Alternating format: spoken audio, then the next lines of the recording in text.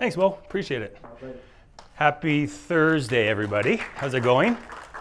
Nice to see everybody. A lovely Chicago, a balmy mid-teen. I'm Canadian. Temperature here in Chicago, so it's really a pleasure to be here and to share some of the things that we're going to share today.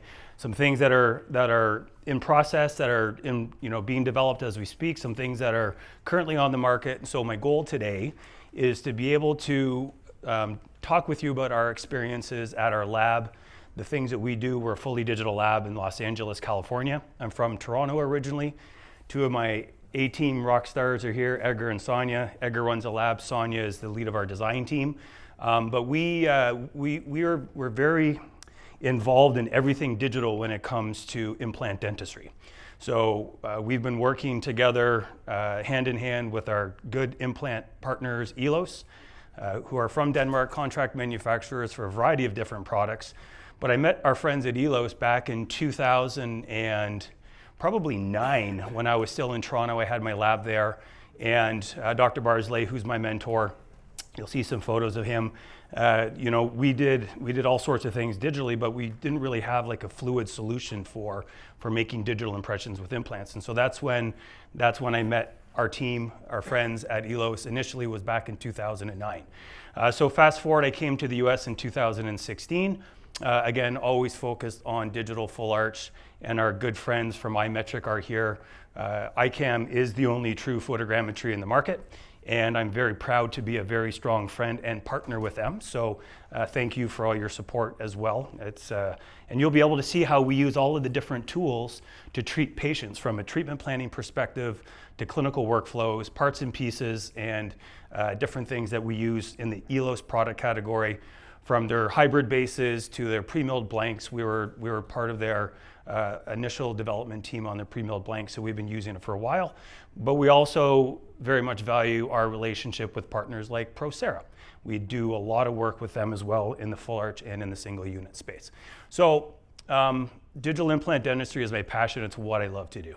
And it's been part of my dental journey since 2000, which is when I got into dentistry. But it's something that I really enjoy. It's something that I love to share.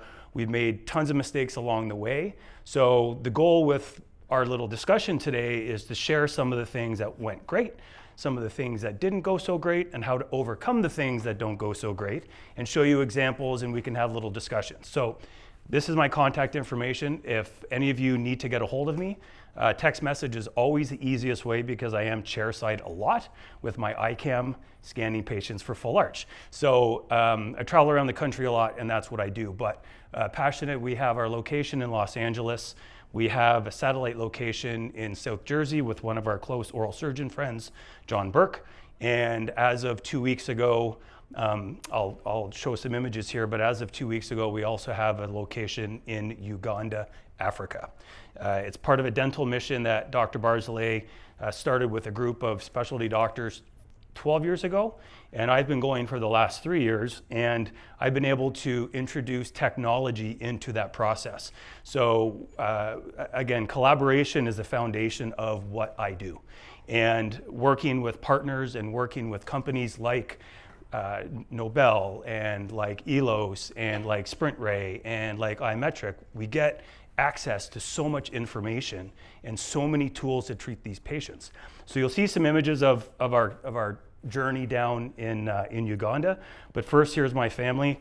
I have she's 8 years old now. She's in grade 3. Her name is Charlie, and my wife Tracy. So, like I said, I moved to California 12 years ago. In 2008 or 9, I think I went to California for the first time, and I fell in love with it. So that's where I live. But I do travel around a lot, and I try to get out to as many offices and laboratories as possible, because I believe that teaching and sharing information is the foundation to the continued growth in our industry, right? I think it's critical that we do that. So like I said, collaboration, it's absolutely paramount for what we do. On our own, we're strong, but together we're 10 times stronger. And that's what collaboration is really all about. This is Sonia, who's sitting right here, with my close friend David Wagner, who's an aesthetic dentist in Los Angeles. But when we look at the people that we work with and work with their teams as well, right? We're mutually supporting each other in the space. And dentistry, that's really what it's all about, because there's so many different things that we have to consider when we treat patients. There's never a straight line in what we do. We like to think there is, right? We try to create systems and processes that allow us to do that, but really it's challenging. So to be able to work with different types of technologies and people and bring them together so that they can work together is really special. Speaking of special, this is Dr. Brisebois. My first laboratory was in Toronto in his laboratory at Yonge and Eglinton.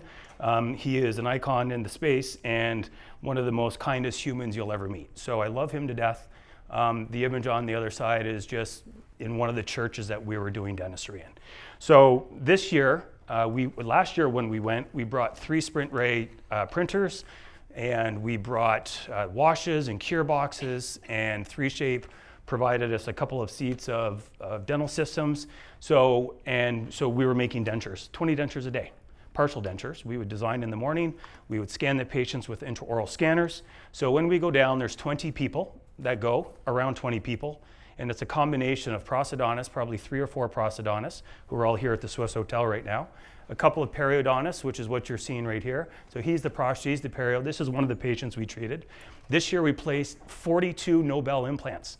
Props to my Nobel friend over here on the side. Nice to see you. So we bring all of this stuff with us every year. And this year was a special year for Uganda because the village, this particular village that we go to, the woman who sort of is in charge of the village, she was just elected as a MP in Uganda, which is a really big deal. Because you have to imagine when we go, there's 20 of us, and we bring 2 hockey bags each, 2 King Kong suitcases each, because we bring all of our supplies. Logistically, it's really hard.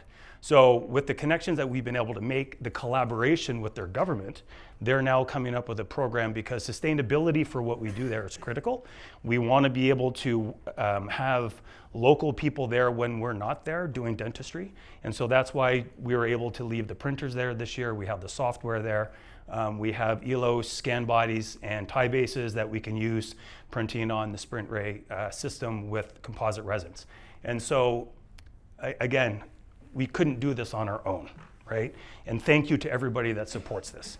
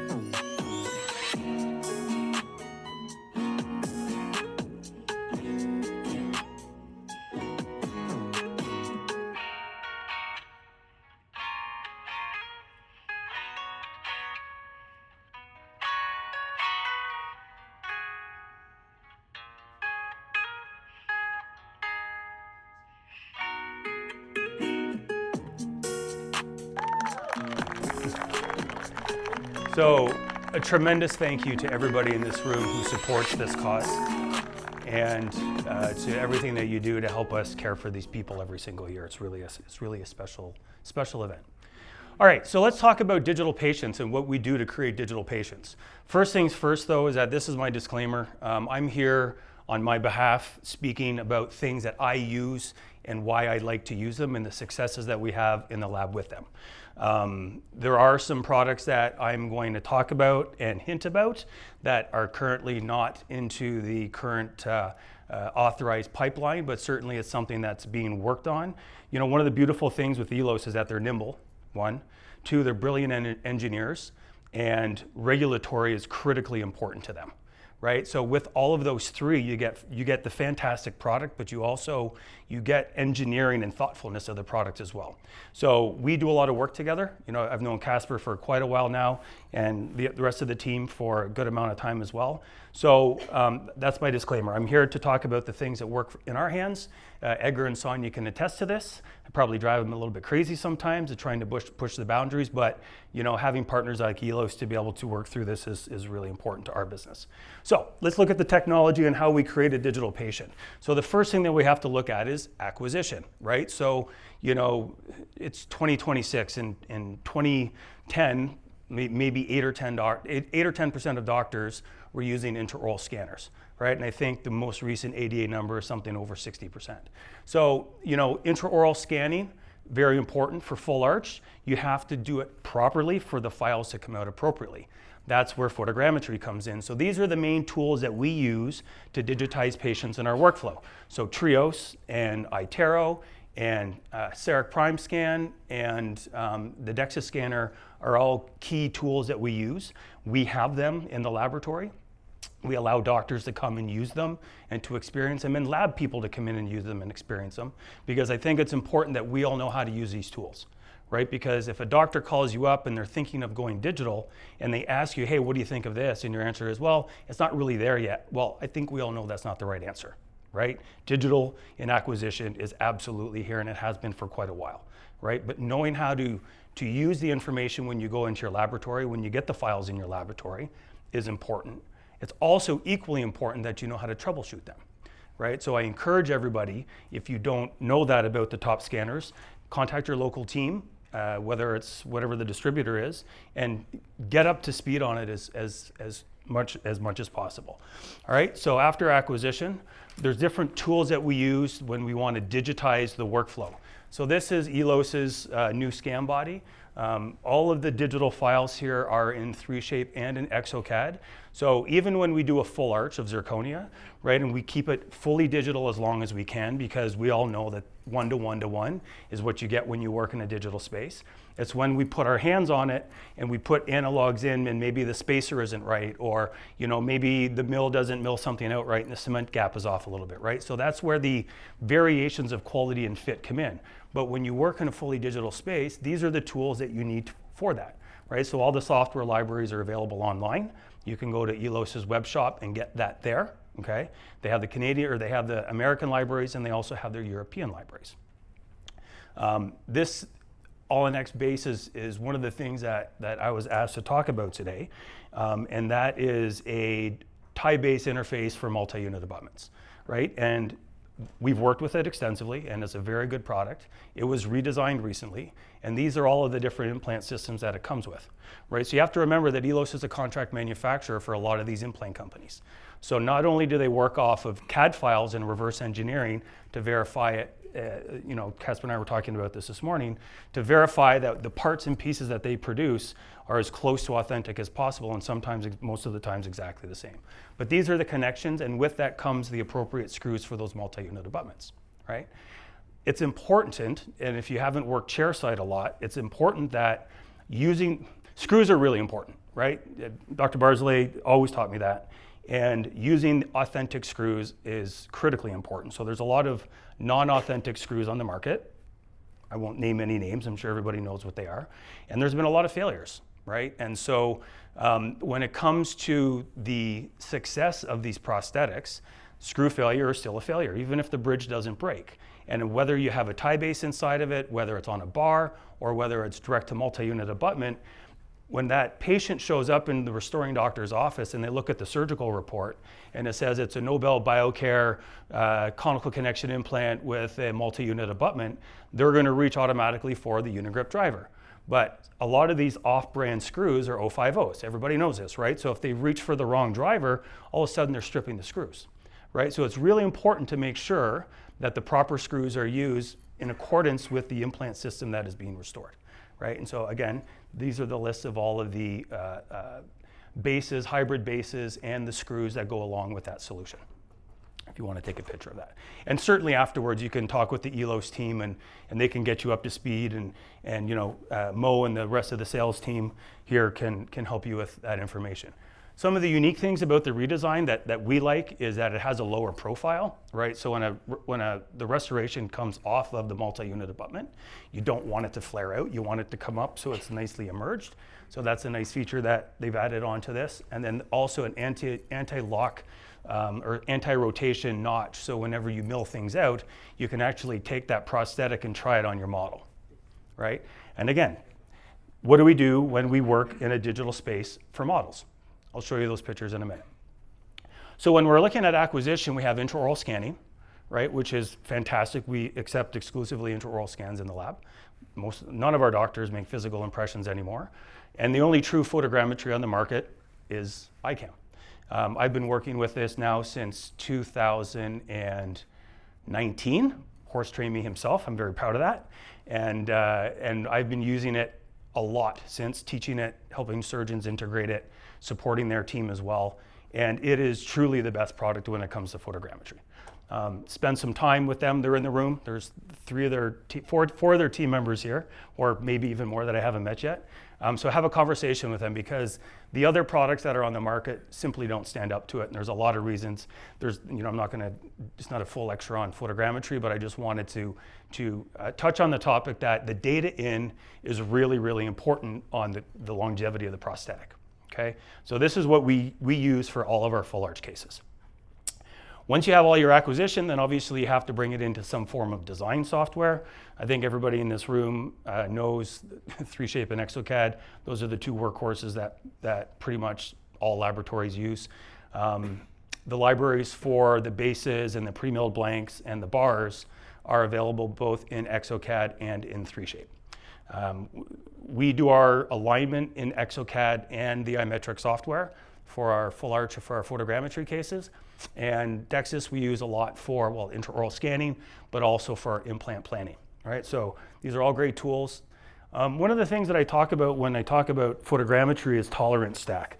And, using an insert, whether it's a bar or a base into a prosthesis, it kind of fits into this middle category if it's not done appropriately. So when you're inserting and when you're using bases on large span bridges, whether it's 2 implants on 4-unit bridge or 6 implants on 14 units, it's important to make sure that you're working on verified models, right? So if you stay fully digital, and I know there's a lot of labs these days that will go fully digital, not even produce a model for full arches of zirconia, and they'll send it back to the doctor and they'll deliver that. And that's totally fine. We've done it ourselves. The finishing team doesn't like it too much, because we always like to verify the mounting of the models and the bite and all of that kind of stuff, because sometimes there are variations in manufacturing.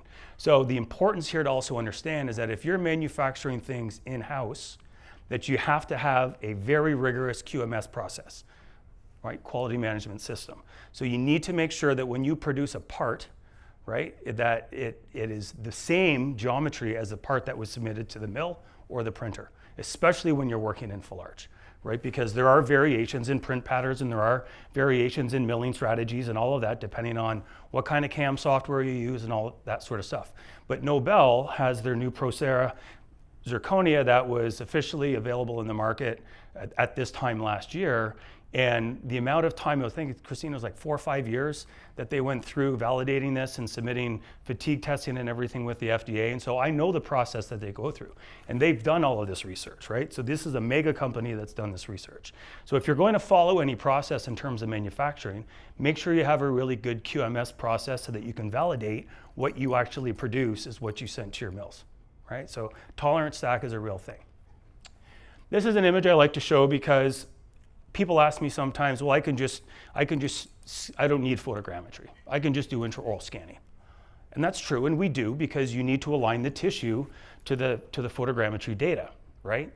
But this is an example of the difference between intraoral scanning and photogrammetry, right? Because every time that we get our data from our iCam, we know it's right every time. We've never had it not right. And I've done hundreds and hundreds and hundreds and hundreds of cases. Right, Sonia? Yeah.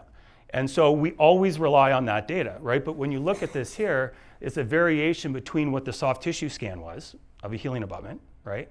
Or a scan body or whatever, there gets distortion. And a lot of the time it isn't necessarily the quality of the scanner, because most of the doctors that we work with are working with one of the top 3 scanners, It's the path that they scan on, or it's the fact that it's a surgical site. There's a million reasons why things can be misaligned.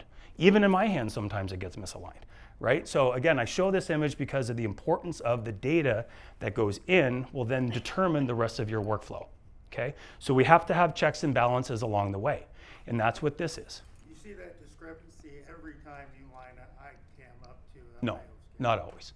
I always You do? see some. Yeah, yeah. There's always a little bit from the Some tissue. you're like, oh, I could have made it. Yeah, yeah. It's still off a little bit. Yeah, exactly. Because when you're moving the intraoral scan, the tissue scan to the iCam data, right? If it's off a little bit, it's just moving the tissue. It's not changing the fit to the implant, right? So, as long as it's done properly. Yeah, it's just, I know. Yeah. It's the whole, if I can scan it with an IO and Sure. send it to the lab. Sure. Yeah, and we do a technique as well. Sometimes. So yeah, and we double cross references. So when we do our photogrammetry cases, we don't do fiduciary markers. We always do, I call it an iCam pickup denture because that's the technology we use, but everything starts with a digital smile design, right? Whether you're making a denture, you're doing full arch, whether it's tooth supported, implant supported, whatever. If you're doing that type of work, you always start with the patient's face and you do a digital smile design. So when we do our full arch cases, we give the files to the surgeon to use, and one is the iCam pickup denture, which is a denture, hollowed out above the ridge, but still with the palate and flange, right, so that it fits. And if it's against teeth, then we have some sort of bite jig to keep it in place. And if it's against another arch, then we have a little bite jig that keeps the two arches in place, take our measurements. But that way you get to verify. So when you have the tissue scan, right, which is your 1-to-1-to-1, and then you have your pickup reference denture with the bite registration material in it, and we give all that information to the designer, right, they then can tell us where the differences are. But the teeth always get put in the right spot and they always fit to the implants, right? One of the things that we do, because we do mount models when we do our full arch cases, every single case, and we use the ELOS non-rotational analogs. And so again, depending on what printing system you're using, you need to make sure that your spacer to analog spacer is set to the proper amount. We've gone through a lot of testing with different printers and with our stuff, so we have it dialed in. Like it's just enough where you have to push it in, but not so much where it's going to pull all the material off the print. So what we do in this case is that we take the actual printed model, right? Because I don't want to take a printed model that's distorted and then try to fit something on top, like a bar or something where I'm cementing. Basically, I have to create a digital verification jig.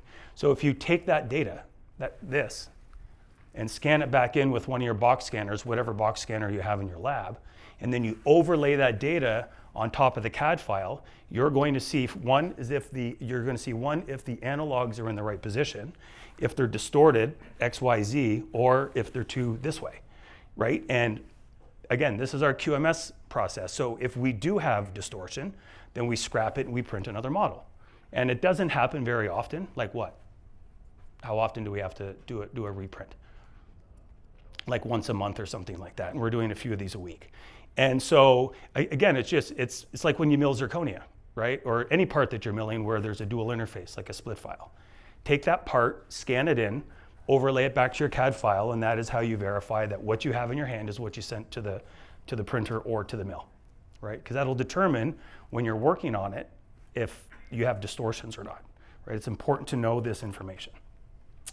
So some of the cool things there's some things to know about these bases when you're working with them, whether really and this is specific to the ELOS product, is you don't want to sandblast them. You don't want to take that coating off, okay? So the sandblasting happens on the zirconia or the PMMA with a PMMA primer or whatever it is that you're bonding to it, right? But the tolerances that are designed into this, right, which we cannot control in our software, we can control spacer for custom abutments, but for tie bases, we do not have that control. And so it's important to make sure that you handle this properly so it works. So you sandblast your zirconia, and then you clean this base with some sort of cleaner or IPA. Real simple, right? And that's how you handle these appropriately. This is what it looks like. There was a study that was done, and this is what it looked like. The bottom image is a sandblasted base, and you can see the variations in the thickness here versus non-sandblasted, right? So they've done the research on it, and the science and the engineering behind the base shows that it's better when you don't treat the titanium. That's what the little grooves and notches are in there for. It creates retention, right? So you sandblast your zirconia, not the tie base. And this is the process. Now, this is something that they're working on as engineers as a development process, basically trying the part in to see if it sits passively onto the model. And these are all the different steps of just regular cementation of a tie base to a prosthetic. But this is something that they're doing some research on to create an actual validation flow for this, right? And so that's something that's in the works right now. So I wanted to share this with you. All right, so once we have everything acquired and we have everything designed, now we have to produce it, right? So we're either going to have additive production or we're going to have reductive production. Additive is printing, reductive is using a mill. So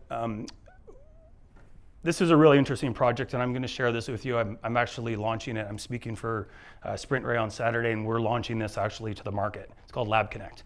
And so one of the things that we're doing and that we've been testing with Casper and his team, you know, when I've had a lot of requests from surgeons about doing immediate temps on single implants, right? So think about that from an in-lab perspective. Surgeon sees a patient at 9, implants in by 9:30.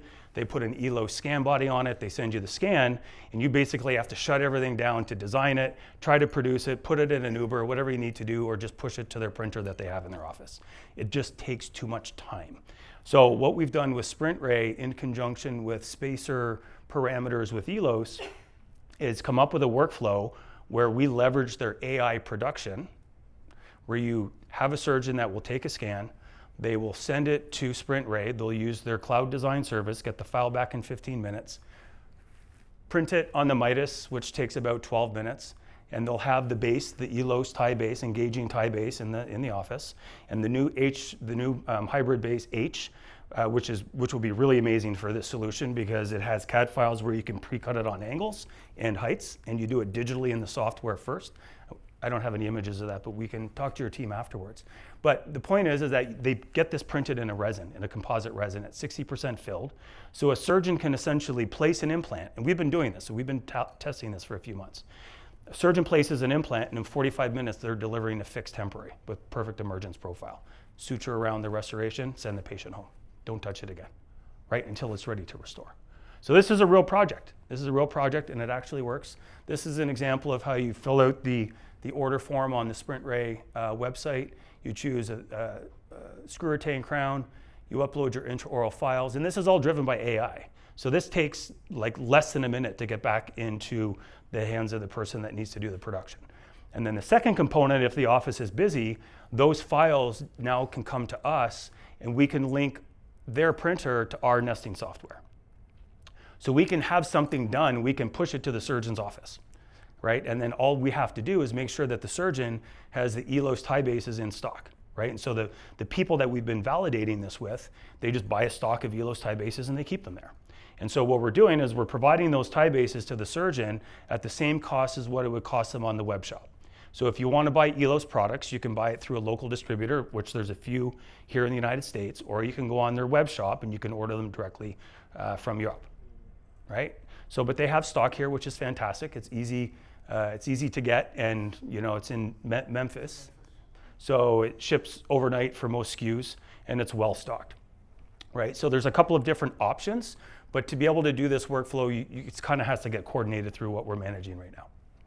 All right, so then the next step to production, or the next option for production, which will segue into their pre-milled blank solution. So this is the IMUS I-Core setup. So this is what we have in the lab. The 350s on the left, the 250s in the middle, and the 150s on the right. So the 350 is what we've dedicated to milling titanium with. And so again, we use pre-milled blanks from ELOS. Other than for all of our Nobel cases, we send them to Procera. It's just really nice to be able to have the control in-house, and the connection to the implant is fantastic, right? And so we have great results from that. Again, speak to Mo or one of the team members here if you want to learn more about their pre-milled blank solution. This is how you set up an order in 3Shape to set up an order for a pre-milled blank and one of their hybrid bases, right? It's about 3 minutes long. I'll let it run for a minute. And if we run out of time, I'll jump through how to set up an order in 3Shape for an ELOS pre-milled blank custom abutment solution. So first you're going to go through and you'll You'll choose the teeth that are part of your prosthesis. In this particular case, it's a 4-unit bridge. One site is a pre-milled blank on a conical connection implant. The second site, because it is a bridge, to have passivity, we've set it up with a tall, non-engaging tie base. So using the ELOS pre-milled DME file, we have the ELOS Accurate Pre-Milled Blank PM. That is the database under the category on the abutment section, custom abutment. We have it set up with our own manufacturing process within 3Shape in the back end, and after you choose the pre-milled, you pick the system that you're working with. In this case, it's a Nobel conical connection with a PMB analog, that is the anti-rotational analog, and then finally you choose the kit, which in this case is conical connection narrow platform. They have non-engaging parts available for all of the major systems. So we choose hybrid base, non-engaging H, which means it's a taller titanium base, which is 5.5 millimeters tall, opposed to their standard height, which is 3.5 millimeters tall. So let's go through the next stage here, which is the segmentation, which is aligning the CAD file of the scan body, of the ELOS scan body, to the digital impression provided by the clinic. So I think everybody understands the next step in the process. So I wanted to show the variety that's in the setup, right? So you can do something with a custom abutment and a hybrid base in conjunction, whether it's implant level or it's abutment level. Obviously you can't do a custom abutment on an abutment level solution, but when you're doing multiple units, it works really nicely. And so we actually have images here of the setup in our 350. So this is ELOS's holder, which is a special holder that they manufactured for their pre-milled blanks. Super stable. This is what it looks like when it comes out of the mill. And the reason why I wanted to show this is because it's actually a live case that we did with a periodontist in Beverly Hills. And this patient, you know, she went through a lot of trauma or like with her teeth. And so this was a solution that we put together for her, which was a combination of custom abutments and the hybrid base, non-engaging. This is what the parts and pieces look like. Nice intimate fit to the zirconia, and it worked out really well. So let's talk a little bit about a digital patient and how you create a digital patient. Is everybody in here working on digital smile design, doing that for most of your restorations? Pretty much, yeah. exocad 3Shape combination of the two. Is anybody using something different? Just curious? No? So, you know, when we look at doing this, it's the foundation of how we design these teeth, right? The results that you get when you do a facially driven design, it's like a digital face bow, right? I call it an aesthetic face bow. Unless you're using ModJaw, which is a 4-dimensional functional system, which we've had at the lab and we've worked with, it's phenomenal. But it's cost prohibitive for some people. So, you know, there's different 3D face scanners that exist on the market as well, which I have one in the lab and we've used it at times, but the patients think they look weird. That's pretty much what it comes down to. So from a designer's perspective, a really good 2-dimensional photo, chin to forehead, full smile retracted. So when I used to teach in the Center for Aesthetic Dentistry at UCLA, we would teach the residents on how to do these photos. It's really simple. Patient in the chair like this, not the right way. Get the camera set up with the patient standing up and have them hold the retractor, so then you take a photo, nobody moves, and then they do the retraction, and then you have the same perspective on both images. So that way your designer has the ability to pull in the patient smile with retraction and without retraction. Right? So you need the images in the same perspective. It works better. If you're doing surgical planning for your surgeons or for the doctors that you work with, who's doing surgical planning in here? Yeah, good amount. It's a great way to quarterback the case to make sure that the implants get put into the right spot. So if you're doing that on a patient with teeth, you want to make sure that when the CT scan is made in the surgeon's office or in the radiologist's office, that there's a little bit of separation between the teeth. Right? It allows for better alignment of the surface scan, and then that full face photo. So those are the 3 things that you need when you're working on a patient with teeth, right? Now the other alternative is patient without teeth, right? So they have a denture. Who's doing digital dentures, right? Everybody's pretty much doing digital dentures today. Very straightforward, 2-appointment denture, not a difficult thing to do. If the patient shows up with something, it's a great starting point where you can do a reline, scan the denture 360, set the bite, scan the opposing, and then you send it back and you design a new denture and you print out a prototype for them to try in. The case that I'm going to show, there's a couple of cases that I'm going to show next, and one of the cases, the last case, the patient had nothing. His name was Byron Paul is his name. Poor guy, he fell off a ladder and destroyed his face. So we had to rebuild his mouth. But yeah, so we had to start from zero because he didn't have a denture. So the first patient that I'm going to show was one of the patients in the design. So Dana had, I think, 7 implants placed in the mandible. Again, looking back at this case, the implants were not very subgingival. It would have been a better case to use photogrammetry on, but the multi-unit abutments would have been super gingival, so that didn't work. The other thing that happened in this case was that when the scanner, it's the periodontist that did the scanning, when he did the scanning, the tail end of this, because the patient's teeth were super tall, his Trios, and it was a Trios 5, it was a brand new system, it didn't align it properly. But we didn't find that out until after the fact. So we had to kind of backpedal and make some changes here. But the reason why I say this is because this is what happens sometimes, right? We don't know if things are aligned all the time when we get them in the lab. So this is one of the reasons why we came up with this protocol where if we're working on something, we want to make sure that we take a scan of the model with analogs and align it back to the original file, right? In this case, it wouldn't have helped either way because this is a scan after we found out there was problems in the scan from before. Does everybody see the problem here? See in the back corner? You see the misalignment, right? Sonia's shaking her head because I think she had to design this 2 or 3 times. Hey, Sonia? But I bring it up because that's dentistry, right? There's complications that arise and it's good to know. That's why we come to these programs. And this is why I like to share this information because not everything is perfect, right? And there are complications and there are ways to get past them, right? So this is just an example of what that looked like. And this is what the design of this case looked like, right? And this was a combination of pre-milled blank, right? So these are the pre-milled blanks that we used. And the nice thing here is that we can bring the margins super low on these pre-milled blanks, right? I think the height that we can come off the implant is 0.5 millimeter, yeah? Yeah, which is much lower than other solutions. This is what it looked like. It was a good outcome for her. Now Tracy's a similar story. There was some misalignment in the lower anterior. So her single units went in, but the lower anterior section, there was a misalignment in the scan because of the floor of her mouth when she didn't have, there wasn't any vestibule. So when she opened her mouth, it changed the tissue and the scanner misaligned it. So we had to redo the bridge. But this is the bridge that we showed earlier where it's multiple scan bodies. And in the front anterior section, one was a custom abutment, and then the other part was a hybrid-based non-engaging. We turned out really good on this one as well.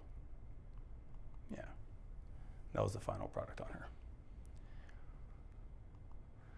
All right, so this is the last case that I'm going to show you. This is Byron. So this is a great case because it shows.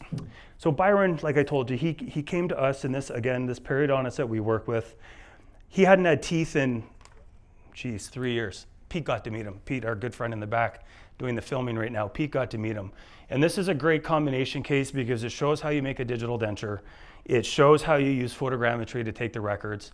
And it shows what a good outcome looks like. And so the first thing that we did with Byron is we came and this is how we presented, right? So implants were in, but this is how he presented. And so now we have to come up with a plan. What do we do here, right? So we go back to basic denture principles, we print bases, we put some wax on it, and we bring it back for try-in, right? Because you don't have a choice. He had no bases, so you need to do that. Now the implants were already in. Usually on this type of case, we'll come up with the smile design first and then give the surgeon some sort of jig to be able to place the implants in an ideal position. But that wasn't the case with him. So this was a great case for the hybrid base because the angulation, you can't tell right now, but you will later in the design, the angulation coming off the front was so far out. So we had to use the angle correct, the hexabular screw to angle correct everything back. But again, this workflow, it was a combination of tissue, figure out where we need the teeth to be, photogrammetry because we could use multi-unit abutments on this case, so we used our iCam to scan this. And then after we went through the process, we had to get the teeth set into the right spot. So there were a couple of different prototypes that had to be done here, but the tools that we use allowed to give him a really great result. So this was our original design of a denture. Big smile. There we go. He didn't know how to smile anymore, by the way. So he hadn't smiled in so many years. So this is our test of our tri-indenture to make sure there was enough lip support, because it was really tough. He had nothing. Everything was so collapsed on him. If you could see a picture of him from beforehand, which I didn't have. So we had to get to a starting point. So this is where we are here. So fast forward, we get the multi-units in, we go through our usual photogrammetry process. And if people want to know more about what that looks like, then by all means, come and see me afterwards and I'd be happy to share that with you. I have multiple lectures on it on different clinical sequencing. But you can see the angle of the scan bodies up top. Now these were used just as tissue reference. So I went to Casper and I said, man, these full-length scan bodies are a real pain to scan in the mouth for edentulous patients. Can you get me something shorter, right? So ideally, a healing abutment is a great height because intraoral scanners have a focal distance of about 5 millimeters, right? So if you get a 5 millimeter tall something, it stitches it better, right? So we come up with a design, we produce it out. This is the shorter healing abutment the shorter, let's call it scan body that we were working with to get some data here. And then this is a little video of us delivering first prototype. Just came out the dentist's office just now, out the elevator, and I'm here. It's a blessing. It's a blessing. This is like life-changing experience, Like really, yeah, it really is. Yeah, people don't look at it like that, but it definitely is. Because you don't have to worry about people staring at your mouth anymore or thinking, oh, my teeth are messed up or this or that. They're beautiful. Look at them, Phil brought the noise. Phil brought the noise for real. Phil brought the game. Phil brought the new game. Phil brought the game. Phil's like Steph Curry, bro. He came with it. He came with it. He brought the new game. Look at this, man. And this is not even finished, but I'm cool with this, me, myself, personally, But I got some other stuff coming. But yeah, Phil did that, man. Shout out to Elos for hiring Phil to bring the noise to me because I never would have knew about Elos. So shout out to Elos and shout out to Phil and all you guys, man. Thanks, Byron. No, he's such a good dude. And, we went through a couple of different prototypes with him because we had to get the teeth in the right spot, right? So multiple prototyping is okay. It's really okay, right? And if you get it close, then you can always bring it back. Yeah, his mouth was filled with teeth when he was there and, things were a little bit too forward and his speech was a little off, but he also hadn't had teeth in his mouth for over 3 years. So he didn't know. So he wore this for, Pete came back for this, he wore this for probably 2 months. And after that came back, then we realized, hey, we have to do something different here and incorporate angle screw channels and all of this. And so that's when we went forward with the hybrid base solution on this, right? Which is what this design is right here. Moved the teeth back, right? We gave it a little bit more space, right? Sonia did this design. Again, this is our digital verification jig on our working model to make sure that the analogs were all in the right spot, and they were. So we knew that we could work one-to-one. And if we're working one-to-one, it gives me something to work with to cement the bases into the prosthesis, right? So we did a prototype with the bases, and then we also did a final with the bases, okay? But if I'm working off a model that's not verified, those bases could get cemented into a position that aren't the same as what's in the mouth. Right now, I was confident with this because we used our iCam, so I knew what I was working with was one-to-one. So that's why just printing something and realigning it back to the original CAD file works really well, because this is the first time that we're getting our hands on something. Everything else has been digital all the way, and it's just for verification, right? So we went through the process, right? Like I said, we mount all of our models when we do our full arches because it's great for the technicians to work with. So these were actually the first prototypes. So you can see in here the hybrid bases in all of these prostheses. We got them into his mouth, and we got it in the right spot, right? So then Sonia just takes that data after he was ready to go, and we turn it into finals, and this is what his final teeth look like, right? So, there's a lot of different tools that are available for us to navigate these sort of circumstances to get the best results for the patients, right? So working with good companies that are strategic with great engineering principles get us to the finish line. So this is coming soon. Maybe have some in my pocket. So in the world of screws, we talked a little bit about it in the beginning, and this is kind of where I'm going to end off here. So this is something that's in development that ties directly into doing digital full arch. And so to date, because zirconia direct to multi-unit is a big play in the US market. It's not so much in the European market, but in the US market, most doctors and most surgeons want to go zirconia direct to multi-unit abutment. And so, there's not a lot of great solutions when it comes to the screws. And so this is an image of something that is in development, which is a screw with a little bit of something cool that's going to happen with it. But this is just to show you the difference of what is currently happening and kind of where some really good engineering and thought process is going in. So this is a Straumann screw, this is a Nobel screw, and this is a solution that we've been using in the lab when we don't send our bridges to Procera, which they mill all of our full arch bridges now. They can't mill them for Straumann, so we have to do that manufacturing in-house. And then we follow, the same quality QMS process system to make sure it's right. But you know, you can tell there's not a ton of material between the head of the screw and the base, but they are authentic screws, right? And we've been doing this now for about 4 years, endless fatigue testing, and these things aren't coming back. So, but this is kind of the innovation of the next level of where things can go. So stay tuned to a theater near you. Yeah? All right, we'll just leave it at that. So again, different solutions, right? So if you're going to do your final, right? If you're going to go direct to multi-unit abutment, don't cantilever, right? Unless you're doing the Procera zirconian, you can cantilever up to 15 millimeters. But if you're milling it in-house, first of all, make sure you're using the proper zirconia, that you're using the proper mills and the proper tools for the seating surface for the screw. Absolutely critical, because that's where failures come. Make sure you clean it out and there's no zirconia dust in there whenever you sinter it. Absolutely critical. Scan the prosthesis back in, make sure it's the same as what you sent to the mill. Absolutely critical, right? And if you're working with people that can do this, Nobel is the only company that is doing this right now, right? Send it to Nobel and let them do it for you. It's a beautiful product. That's what this is, okay? So you either have direct to multi-unit, you have hybrid base, right? Which is beautiful for angle correction, right? Nice, smooth emergence profile, or you design a bar, right? And so bar hybrids are a real thing. If you're cantilevering a full tooth or a full tooth and a half, put a bar down and do the zirconia on top, right? The zirconia is not designed to withstand those pressures. It will break. Right? We think it won't, but it will over time, right? 8, 9, 10 years is when you start to see that sort of thing happen. So if you've been doing this long enough, you'll know that that's the case, all right? So with that, I'm going to leave you with this. So it's been a pleasure. Thank you, everybody, for having me today. Thank you. I appreciate it.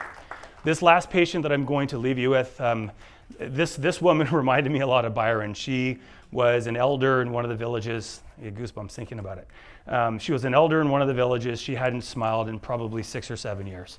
And so the leader of the village came to us and said, can you help her out?